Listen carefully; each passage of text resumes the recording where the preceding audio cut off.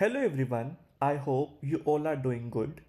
So, this is the second lecture where I will be discussing about the banking system in India, and the evolution and the history of Indian banking. तो चलिए शुरू करते हैं बिना किसी देरी के। तो पहले हम पढ़ेंगे बैंकिंग सिस्टम होता क्या है।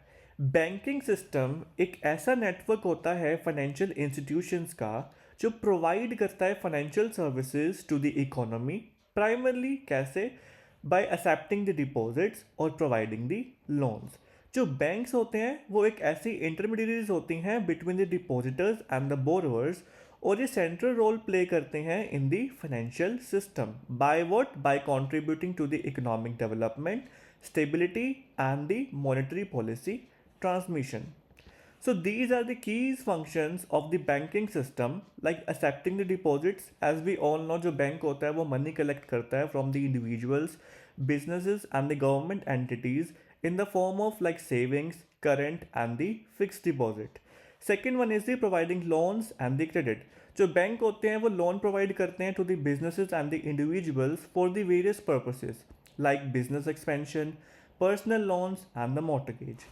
Third one is the payment and settlement services. जो बैंक्स होते हैं वो फैसिलिटेट करते हैं the transfer of funds between the individuals and the institutions, और ये टूल्स प्रोवाइड करते हैं जैसे कि cheques, credit card and digital payment services and many more. Fourth one is the wealth management and the investment services. काफ़ी सारे bank जो होते हैं वो ऑफर करते हैं सर्विसेज जैसे कि asset management, insurance and the retirement planning. So fifth one is the monetary policy implementation. तो with the help of tools such as interest rates and the reserve requirement, जो बैंक होते हैं वो help करते हैं in the implementation of the central bank monetary policies. So now we are going to read about the banking system in India. तो जो Indian banking system है वो काफ़ी क्रूशियल पार्ट है कंट्रीज़ की फाइनेंशियल इंफ्रास्ट्रक्चर के लिए, और ये रेगुलेट किया जाता है by the central bank of India, that is the reserve Bank of India. तो जो इंडियन बैंकिंग सिस्टम होता है ये ऐसे डिज़ाइन किया गया है जो कि प्रोवाइड करता है फाइनेंशियल सर्विसेज जैसे कि accepting the deposits, granting the loans and managing the payments. तो जो इंडियन बैंकिंग सिस्टम होता है काफ़ी सारे टाइप्स होते हैं बैंक्स के जो कि different type of roles play करते हैं in the economy, like the schedule commercial banks, जैसे कि पब्लिक सेक्टर इंक्लूड होते हैं इसके अंदर, प्राइवेट सेक्टर इंक्लूड होते हैं और फॉरेन बैंक्स इसमें इंक्लूड होते हैं। Second one is the cooperative banks. ये सर्व करते हैं रूरल और अर्बन एरियाज़ को, और ये फोकस करते हैं फाइनेंशियल इंक्लूजन के ऊपर। Third one is development banks. Development banks जो होते हैं फोकस करते हैं फाइनेंशिंग इंडस्ट्रियल के ऊपर और इंफ्रास्ट्रक्चर प्रोजेक्ट्स के ऊपर, जैसे कि IDBI, NABARD etcetera. And next one is the small finance banks. जो स्मॉल फाइनेंस बैंक्स होते हैं एम करते हैं serving the under served sectors specially in the rural areas. And now we are going to read about the evolution and the history of Indian banking. तो जो evolution है Indian banking system की एक ऐसी journey है जिसने mark की है a significant milestone reforms and the transformation. और evolution of Indian banking system reflect करता है the changing economic, social and the political landscape of India from pre independence to the modern day banking. So the very first we are going to read about the early history of banking in India or the pre-independence. तो modern banking से पहले जो India थी वो काफ़ी informal financial system को follow करती थी, जैसे कि मनी लैंडर्स, पान ब्रेकर्स, मर्चेंट्स जो फैसिलिटेट करते थे क्रेडिट को। हाउएवर जो स्ट्रक्चर्ड बैंकिंग सिस्टम था वो बिगिन हो चुका था during the British colonial period.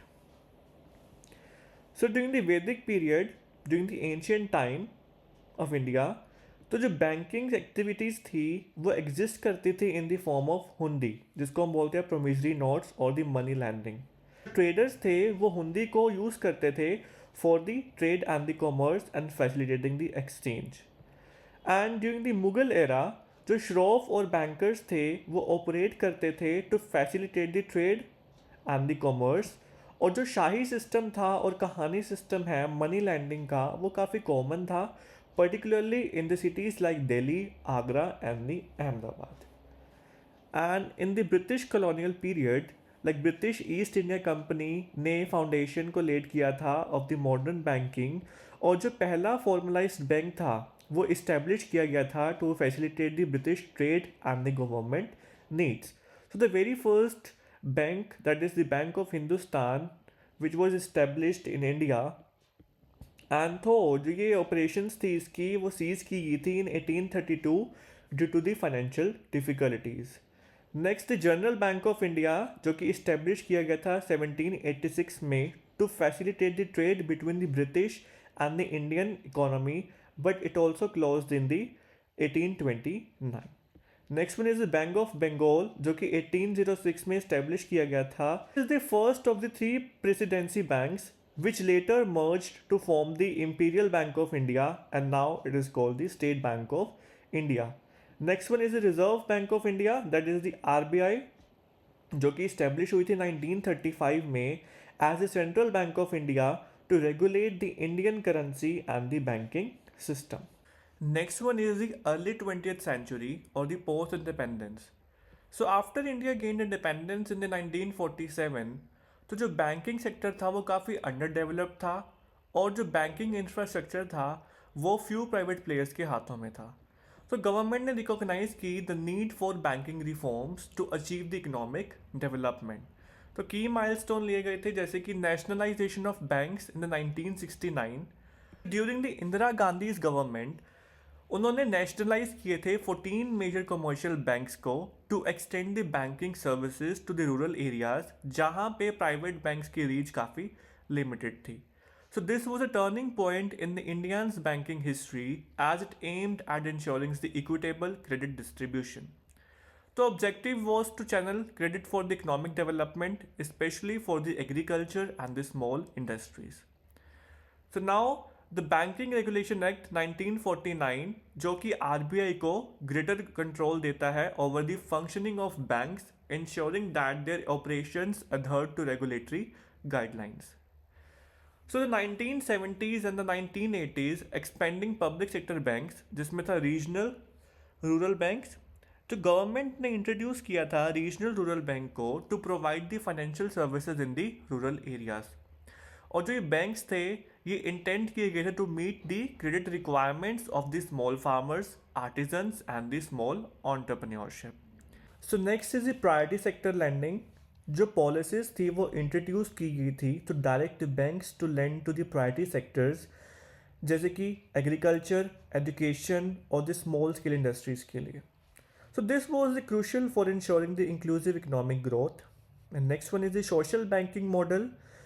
तो सोशल बैंकिंग मॉडल का जो फोकस था वो पब्लिक सेक्टर बैंक से शिफ्ट किया गया था from the profit maximisation to the social welfare, particularly for the economically backward regions. So next one is liberalisation and the privatisation. The 1990s marked a significant change in the India's banking landscape as the country began to liberalize its economy. The economic reforms of 1991 under the leadership of Manmohan Singh, the Indian economy underwent significant reforms and the banking sector was also impacted by these reforms, जैसे कि deregulation of the interest rates. जो control था over the interest rate was eased, और जो banks थे उनको allow किया गया था to determine their own rates based on the market conditions. और इन्होंने इंट्रोड्यूस किए थे न्यू प्राइवेट बैंक्स को. जो लिबरलाइजेशन था उसने अलाउ किया था प्राइवेट बैंक्स को, जैसे कि HDFC bank, ICICI bank, Axis bank and the Kotak Mahindra, to emerge as a competitors to the public sector banks, जिससे कॉम्पिटिशन इंक्रीज हुआ था और कस्टमर सर्विसेज की इम्प्रूवमेंट हुई थी. Next one is new bank licences. जो रिजर्व बैंक ऑफ इंडिया थे उन्होंने इशू किए licence to the new banks, promoting the entry of more private players into the banking sector. The technology and the ATM evolution. The introduction of ATMs in the 1990s revolutionized the way customers access their money, providing the round-the-clock services. The computerization, banks began adopting the computerizations to streamline the operations, improvement efficiency, and reduce the human error. So next one is the 21st century reforms and development. The 21st century saw the Indian banking system evolve rapidly due to the technology, regulatory changes, and increasing the competition. So the key milestones are like the banking consolidation. जो government थी उसने initiate किया process of consolidation को with in the public sector banks, जहाँ पे बहुत सारे smaller public sector banks को मर्ज किया गया था टू क्रिएट द लार्जर और द मोर एफिशिएंट इंस्टीट्यूशन। जैसे कि स्टेट बैंक ऑफ इंडिया को मर्ज किया गया था with its subsidiaries in 2017। Second one is digital banking and the financial inclusion. तो प्रधानमंत्री जन धन योजना जो कि 2014 में लॉन्च की गई थी to provide the financial services including the banks accounts, credit and insurance and to the unbanked population in the rural areas. Next one is the Aadhaar integration किया गया था, जिसमें India's biometric based identification system Aadhaar became a tool for simplifying KYC, that is know your customer processes and increasing the financial inclusion. Next one is unified payment interface. जो introduction थी UPI की इन 2016, इसने allow किया था real time mobile payments को, greatly expanding the digital payment services. Next one is the insolvency and the bankruptcy code, that is the IBC 2016. जो IBC थी वो इंट्रोड्यूस की गई थी to deal with the growing problems of non performing assets in the banking sector, and it provides a faster and the more efficient way to resolve the corporate insolvencies. Next one is the RBI's digital push. Digital banking के अंदर जो rise of mobile banking और e wallets थी जैसे कि Paytm, Google पे, has been driven by the initiatives like UPI and Bharat bill payment system and fintech innovations like Indian banks embraced fintech solutions, enhancing the services like instant loan, digital insurance, and the stock trading. Fifth one is Pradhan Mantri Mudra Yojana 2015 में जो launch हुई थी। This initiative focused on providing the loans to the small businesses and the micro entrepreneurs who did not have the access to formal banking credit. So I hope everybody is clear with the concept of banking system in India and the evolution and the history of banking system. So in the next lecture, I will be discussing about the structure of Indian banks, public, private and foreign sector banks, and their role and their performance. So stay tuned if you like the content. So please don't forget to like my video and subscribe to my channel. Thank you. We'll meet soon.